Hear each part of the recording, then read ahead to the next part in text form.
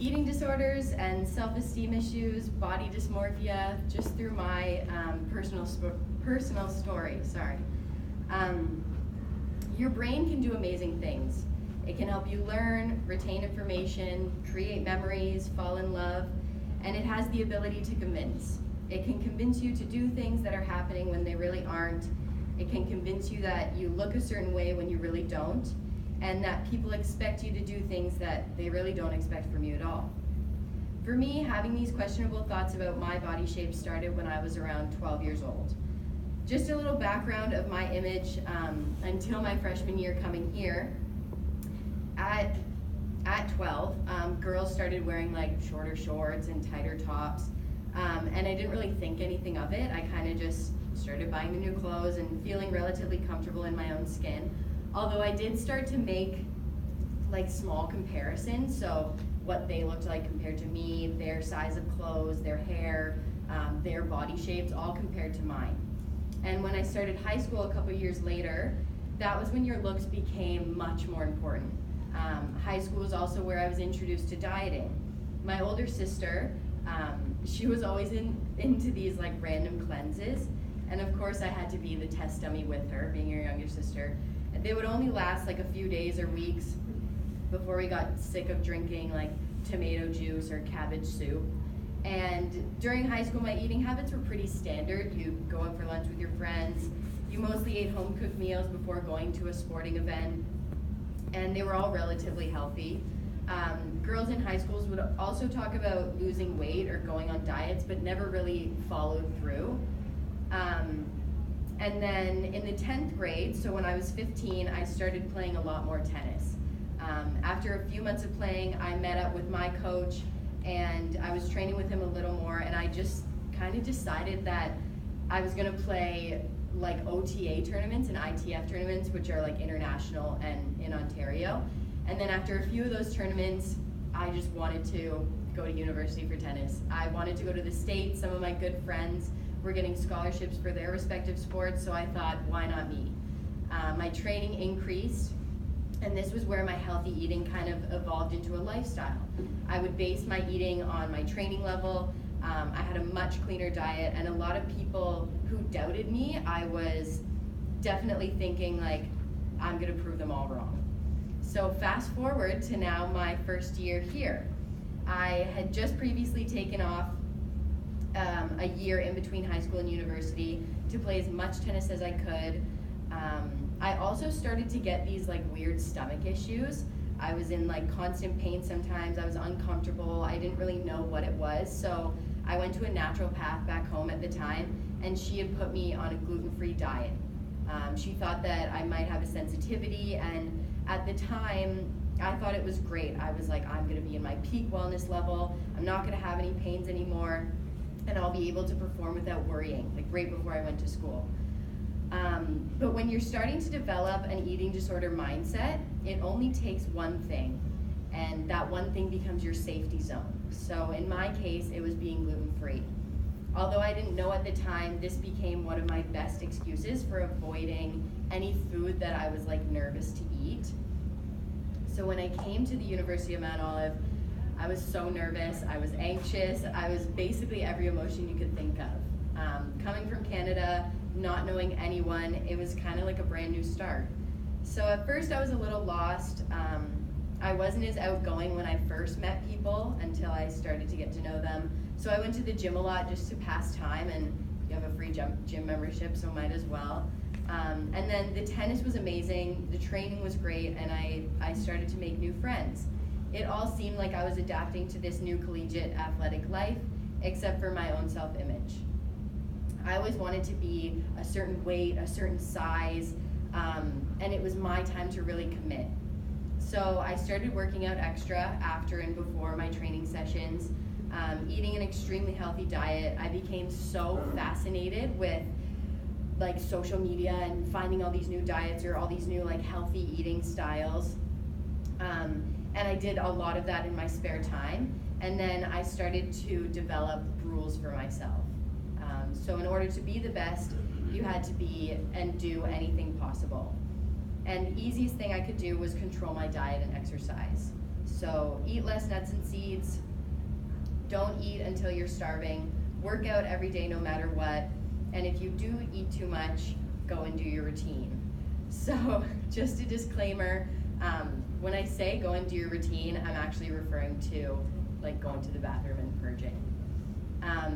So if I ever had a doubt about working out or my eating choices, it was really like something in my head would just keep overthinking about the negative times that I felt about myself. The times when I looked in the mirror and hated what I saw, the people on Instagram that looked so fit and perfect. And there was always, back home, there was always this old man who was a coach at the time, and he always told me if I lost 10 pounds, I would have more talent. So just kind of always going back to those made me stick to my rules more.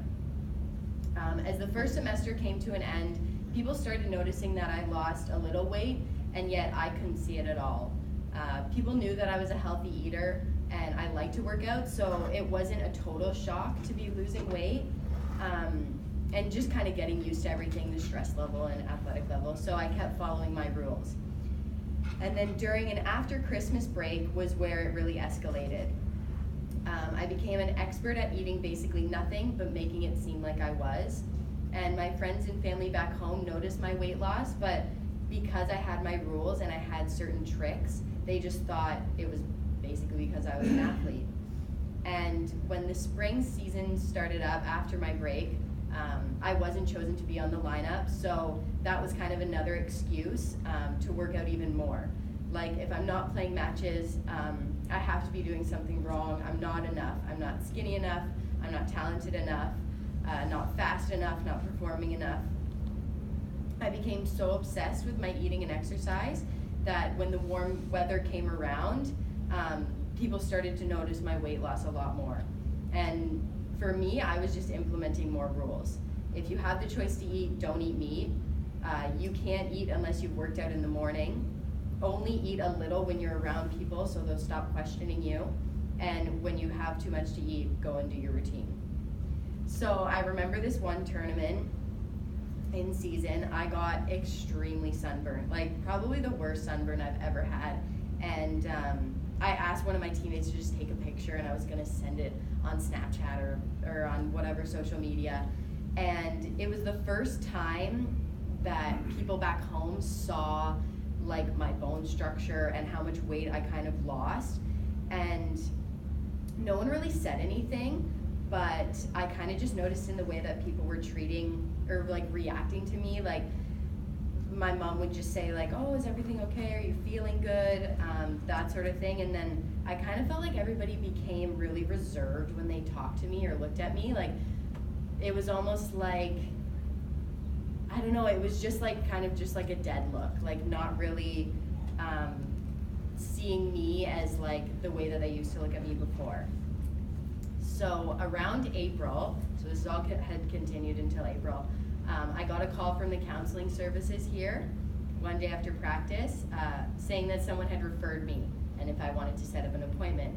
And I was kind of like taken back and annoyed at first. I had only been to a counselor once before when I was younger based on something unrelated, and I just wanted to know who referred me, why, like what was going on. So I asked one of my good friends, Paulina, who had basically seen and hung out with me the most. She'd seen like this whole change and noticed my transformation. And she didn't really say yes or no, but I had an idea that it was the team, and so I went, like I had to go. So I went for a couple counseling services just to kind of get people off my back. I became an expert at lying how much I was eating, lying how much I was working out. Basically everything that happened behind closed doors, no one really knew of, and I was developing these ways to just kind of brush it off or lie about what was going on. So right near the end of the semester, my good friend texted me and basically told me that everyone was noticing. Everyone was asking her questions, why I was losing it, what was going on, was something happening to me like physically, or like do I have something, like is there something wrong? And it was a pretty harsh text. And in the moment, I was in my room, I was in my room, and I just decided to call my mom, and I was like, Mom, like, whoever just texted me, and she said all these rude things, what I thought were rude, and my mom said, okay, hon, well, just stand up and look in the mirror, and just tell me what you see. And I started crying, and I said, well, nothing really, like, my spine just sticks out now, and I'm cold all the time. I have lost weight, but it's okay, like, it's nothing to be worried about. And in that moment, my mom obviously realized, but my logical brain was basically being taken over by this eating disorder brain, and they were fighting over my thought process. So I only had a few weeks left of school, basically made it seem like I was getting better, doing things just to make others happy. And when the semester was over, I was home for the summer. My family and people who knew what was going on thought that everything was gonna get better. I had a kitchen, I had my own room, I was home, I had access to a lot of different things. And it actually got worse. I was working a part-time job in the summer, so I had a lot of free time on my hands. And that free time turned into running 5 to 10K almost every day. I would do additional exercise on top of that. Anywhere I could exercise, I would, like in my room, at night, in like my laundry room, I would do workouts, outside where people can really see me, like in my backyard. And I was living off a very limited diet. I had to go to regular doctor's appointments that my parents requested of me, and I found out that I lost around 45 pounds in the matter of 5 months. I was low in all my vitamins and nutrients, and I had lost my period along the way. I was like iron deficient, magnesium deficient, digestive enzymes, like you name it, I was probably low in it. And I was officially diagnosed with anorexia nervosa. So my doctor had to refer me to an eating disorder clinic that I had to be accepted in. They would only accept certain patients, so you had to fill out this whole application process. And I was set up with a nurse practitioner, a counselor, and a nutritionist, and also a psychiatrist. So over the summer, I had regular meetings with them. I had enrolled in phase 1, which was basically these group sessions with other patients along with your individual sessions, and I hated it.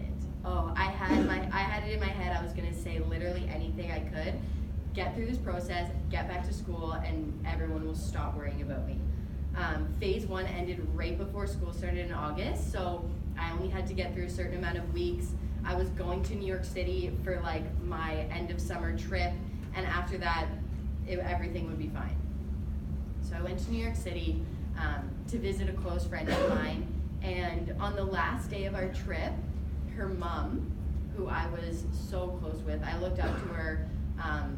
She was basically like my second mom, and she stopped me in the middle of the city and basically just laid it out, made it very clear I was sick, I wasn't myself, and said all these things. And basically in that confrontation, I suffered from an extreme anxiety attack. I'd never had an anxiety attack before, and I had no idea what was going on. I was in the middle of the city, I was crying, couldn't breathe, and I just couldn't wrap my head around why people wanted me to change so much. Like, why do you guys want me to change back? I'm finally where I'm supposed to be.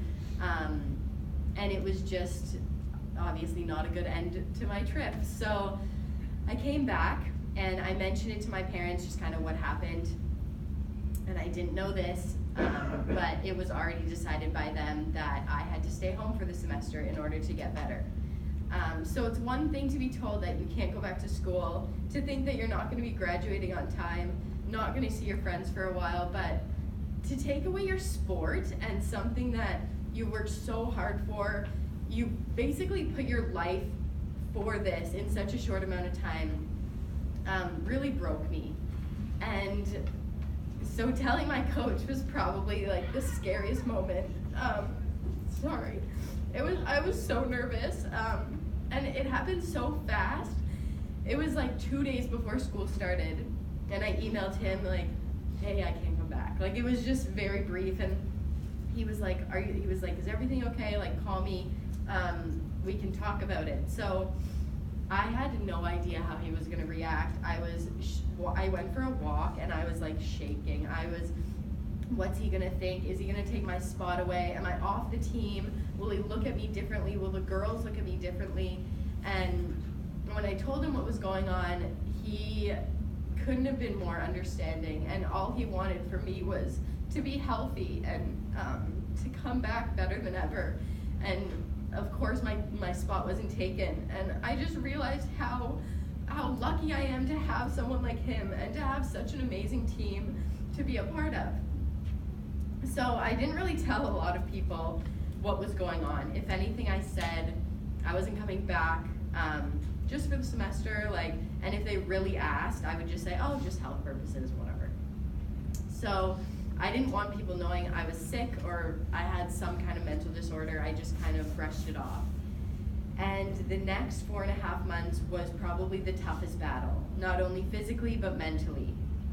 I went through extreme phases of admitting I had an eating disorder and then being in complete denial. And I went through these two extremes and everything just started to become real. The second phase of the clinic was much harder to lie, to just say things that they developed all these different mechanisms that you had to do in the phase and out in the real world. My parents got so much more involved, and I felt like I was being monitored all the time. I was so mad at everyone, and I just thought, okay, I'll just eat a little more, I'll still work out, and I'll do my routine. No one will notice. And then I was told that I couldn't run as much, I couldn't work out as much, and I had to decrease my tennis. And I thought that these people at the clinic were actually crazy. They were trying to ruin my life. They would say these things and I'd be like, oh, you don't know anything. You don't know anything about nutrition. I'm perfectly fine, whatever. But then they figured out that I'd lost my period. They made it very clear that if I stay on this path, it's gonna be so difficult for me to have children when I grow up, which is something I didn't consider obviously in the moment, but that's such a big part of life sometimes, and I definitely want to have kids in the future, so it was heartbreaking to hear that. My nutritional deficiencies damaged my metabolism. My stomach was so sensitive. I was anemic. I just felt so stuck, and all I wanted to do was be this size. I was finally this size, and I felt like I could take pictures of myself, and I just wanted to be this perfect image and to have total control, and I had no control. I didn't have any control at all, and I had so many health issues. Things were just showing up, and results were just showing up that shouldn't be happening. And there's this one time, sorry, this is the last time I'll get emotional. There's this one time, and I'll never forget it. I thought I was home alone one day, and I ate what I thought was a little too much for lunch. My eating disorder mindset took over so quickly, and I just went to the bathroom, did my routine. And as I opened the bathroom door, I saw my older brother just standing right in front of me, and he was crying. And I never see my brother cry, and he was just crying. He said, Nick, this isn't normal, and I just want you to be okay, and you're not okay. And I just froze. It's one thing for these strangers to just know what's going on, tell me how to fix myself, whatever. But when someone you love so unconditionally looks at you in a way like that, it just killed me. And I didn't think that my eating disorder was really affecting anyone but myself, when it was really affecting a lot of people around me. So as you can tell, the journey from anorexia to recovery is rarely linear. I got to the point where I was so mentally drained, I didn't know how to keep it up anymore. I was in one of my meetings with my counselor, and I just kept saying, I'm so tired of everything.